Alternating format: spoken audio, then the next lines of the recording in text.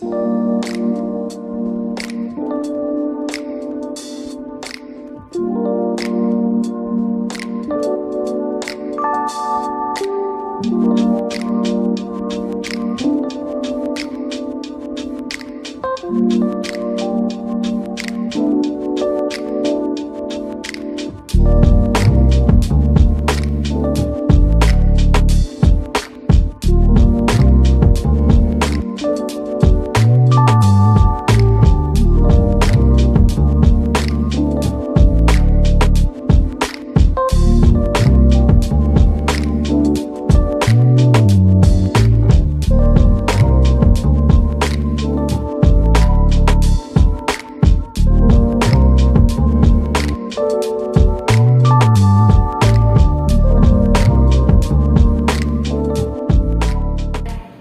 siang Pak Atta.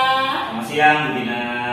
Pak, saya mau mengganggu waktunya sebentar, bisa Pak? Bisa. Mau nanya-nanya sekitaran Tako. Ya, bisa, Bu.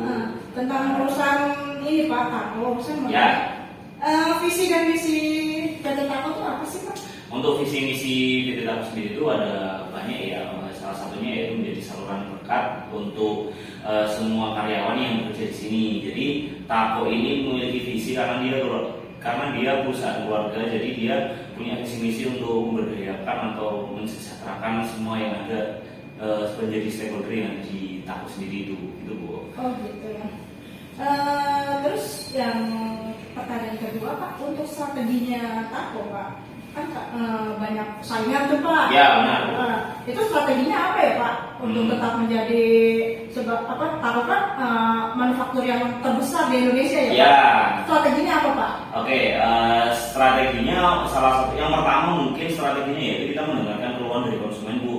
Jadi mungkin konsumen ini kan merupakan salah satu penyumbang benefit terbesar dari Tako nih.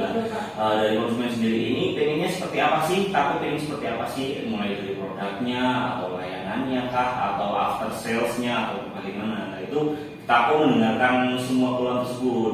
Dengan setelah mendengarkan semua keluhan tersebut itu bukan hanya didengarkan doang, tapi juga diimplementasikan selagi memang itu untuk memenuhi servis ke pelanggan, itu kita memanfaatkan semaksimal mungkin seperti itu Bu. Jadi mungkin kalau bisa dibilang kita lebih dari pesaing kita di sisi itunya Bu. Oh gitu. Sekarang itu kan teknologi semakin maju ya. Nah. Terus bagaimana Tako untuk beradaptasi tuh Pak dengan teknologi yang sekarang tuh Pak? Oke. Pertama untuk terkait teknologi Bu, itu kita beradaptasi dalam dua hal. Yang pertama beradaptasi terkait produk kita yang kita gunakan, sama beradaptasi dengan proses kerja yang kita gunakan. Untuk produk yang kita gunakan otomatis yang harus kita adaptasi yaitu macam produk yang kita miliki. Jadi yang dulunya mungkin nih beberapa motif saja kita Tako punya. Nah, sekarang untuk HPL sendiri kita punya hampir 500 hampir 600 motif yang mana itu bisa memenuhi kebutuhan pelanggan, mulai dari mungkin kalau sekarang itu kan kami kafe atau warnet dan sebagainya itu bisa terpenuhi dengan berbagai macam motif. Lalu untuk yang sisi kedua dari segi proses itu kita juga yang dulunya semuanya serba manual, sekarang kita udah mulai memiliki mesin-mesin tersendiri yang tujuannya untuk memperbaiki efisiensi dan produktivitas pekerjaan gitu sih Bu. Jadi kita mengikuti zamannya dengan cara seperti itu. Oh gitu. Sudah ini ya Pak, teknologi semua berarti? Iya, sudah mulai ke arah sana Bu. Terus kontribusinya Pak, kontribusi PT Tako itu untuk perekonomian Pak di Indonesia itu? Oke. Itu apa Pak? Untuk kontribusi Tako di perekonomian Indonesia, yang pertama yaitu Tako kurang lebih ini memiliki karyawan jumlah 1.500. Nah untuk karyawan sendiri ini kebanyakan dari orang-orang dalam negeri juga, mulai dari yang dari sejak lama dan juga yang baru-baru, itu semua dalam negeri. Itu juga salah satu upaya Tako untuk merekrut atau memberdayakan karyawan dalam negeri. Jadi walaupun kita nomor satu nih, tapi kita nggak semena-mena langsung ambil dari luar.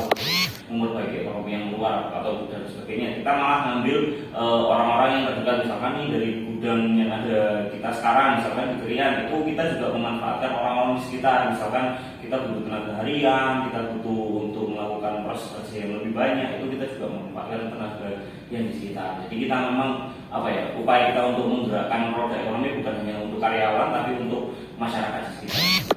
Oh, sangat bagus sekali ya Pak. Ya.